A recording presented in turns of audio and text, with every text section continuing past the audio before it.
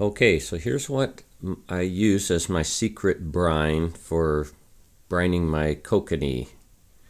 I fill a pan with water large enough to hold the amount of fish I'm putting in, and then I use a liberal amount of Morton's coarse kosher salt.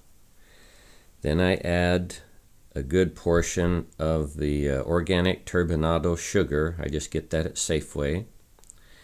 And then I put in I just shake in a bunch of these next ingredients. I use some basil leaves, I use some garlic salt, I use oregano, I use some rosemary, and I use some dill weed.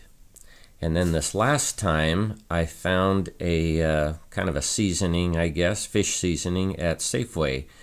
And I added that in as well, and the brine turned out excellent.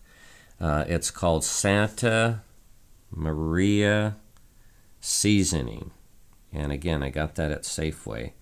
And the last time I did salmon, not smoked salmon, but just cooked salmon, I just used this only on my fresh salmon. No other seasoning or brining, and it turned out fantastic.